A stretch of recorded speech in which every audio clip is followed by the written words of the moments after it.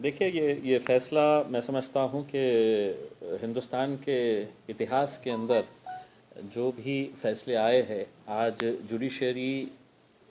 کے لیے ہم یہ سمجھتے ہیں کہ اس ملک کے لیے ایک کالا دن ہم مانتے ہیں۔ عدالت اگر یہ کہہ دیتی کہ اس دن مسجد کو کسی نے شہید نہیں کیا تھا، ہوا بہت تیز چل رہی تھی اور مسجد خود بخود ڈہ گئی، تو بھی ہمیں حیرانی نہیں ہوتی، کیونکہ ہمیں امید تھی اور یقین تھا کہ یہ فیصلے کچھ اسی طرح سے آئیں گے۔ دیکھیں، اس ملک کے اندر اگر سب سے زیادہ اگر ہمارا یقین ہے تو اس ملک کے جوڈیشری کے اوپر ہمارا یقین ہے۔ جو سپریم انسٹیٹیوشنز ہے، چاہے پھر وہ سی بی آئی ہو یا نیشنل انویسٹیگیٹنگ ایجنسیز ہو یا سپریم کورٹ ہو، اگر یہی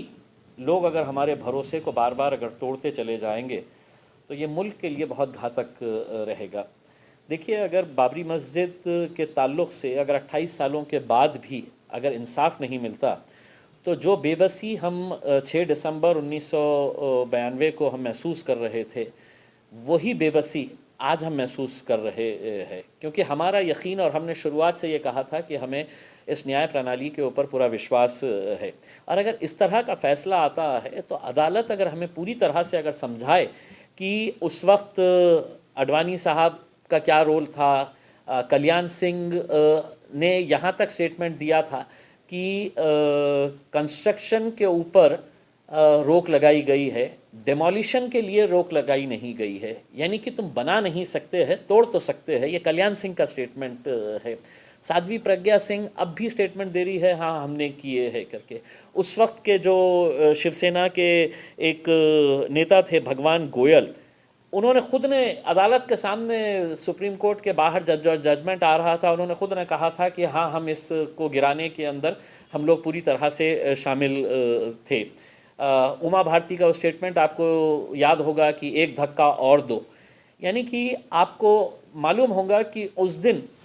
ساری دنیا نے دیکھا تھا کہ یہاں پر لوکتنتر کو کس طرح سے ختم کیا گیا تھا ہماری ہندوتوا آئیڈیالوجی کو امپوز کرنے کے لیے، اور آج اس ججمنٹ سے وہی بات کو سپریم کورٹ نے ایک طریقے سے مہر لگا دی ہے کہ ہم اب ہماری جو آئیڈیالوجی ہے، جو ہندوتوا کی آئیڈیالوجی ہے، اس کے اوپر ہم مہر لگا رہے ہیں۔ اس کے لیے جہاں بھارتیہ جنتا پارٹی کے یا دوسرے سنگھٹنوں کے، وشو ہندو پریشد کے، بجرنگ دل کے، شیو سینا کے جتنے بھی لوگ ہیں، ان سب کو بری کر دیا گیا ہے، تو ہمیں کوئی حیرانی نہیں ہو رہی ہے۔ لیکن افسوس یہ ہو رہا ہے کہ اس پورے کھیل کی اگر کوئی جڑ اگر ہے تو وہ کانگریس پارٹی ہے، جن کے دور حکومت کے اندر وہ تالے توڑے گئے تھے، وہاں پر مورتیاں بٹھائی گئی تھی۔ کانگریس کے دور کے اندر شیلا نیاز کیا گیا تھا، کانگریس کے دور کے اندر یہ مسجد کو شہید کیا گیا تھا، یہ سب کانگریس کے دور کے اندر ہوا تھا۔ اگر سرکار چاہتی تو یقین کے ساتھ اسے روک سکتی تھی، لیکن کہیں نہ کہیں انہوں نے یہ ثابت کر دیا تھا کہ ہم بھلے ہی اپنے آپ کو سیکولر کہیں گے، ہم بڑے ہی اپنے آپ کو مسلمانوں کے ہمدرد کہیں گے، لیکن ہمارے اندر بھی اگر ہمارے کپڑے اتار کے دیکھیں گے، اگر ہمیں ننگا کریں گے تو ہم بھی خاکی چڈی ہی پہنے ہوئے ہیں۔ یہ چیز ان لوگوں نے ثابت کی تھی۔ تو میں سمجھتا ہوں یہ آج بہت ہی ایک افسوس والا دن ہے۔ ساری دنیا نے دیکھا تھا کہ اڈوانی صاحب کی جب یاترا نکلی تھی، رتھ یاترا نکلی تھی، تو جہاں جہاں سے گزری تھی تو کتنے سارے بے قصور لوگوں کی جانیں گئی تھی، پورے دیش بھر میں جو وائلنس پھیلا تھا، اور اس کے بعد وہ ہیرو بن گئے تھے، اتنے بڑے ہیرو بن گئے تھے کہ ان کو اعزاز کے طور کے اوپر ہوم منسٹر بنا دیا گیا تھا، کلیان سنگھ کو گورنر بنا دیا گیا تھا، مرلی منوہر جوشی صاحب کو HRD منسٹری دے دی گئی تھی۔ تو یہ سب چیزیں جب دیکھتے ہیں تو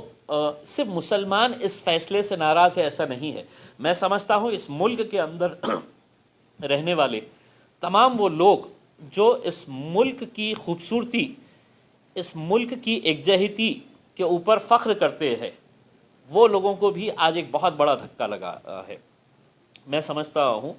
کہ اب آگے کیا ہونا ہے یہ مسلم پرسنل لا بورڈ نے طے کرنا ہے، کیونکہ اگر یہ فیصلہ آج اگر ان لوگوں کی ہمت کو اور بڑھاوا دیتا ہے جو یہ سوچیں گے کہ دیکھو ہم نے تو کھلے عام، ہم نے تو ٹی وی کے سامنے پوری دنیا دیکھ رہی تھی اور ہم نے اس مسجد کو شہید کیا، اور یہاں کے دیکھیے قانون نے ہمارے کو کیا کہا، ہمارے کو کہا کہ نہیں تم لوگ بے قصور ہو، تم لوگ باہر جاؤ، گھومو اور دیکھو اور کئی مسجدیں ہیں کیا. تو یہ اس بات کو بڑھاوا دیں گا.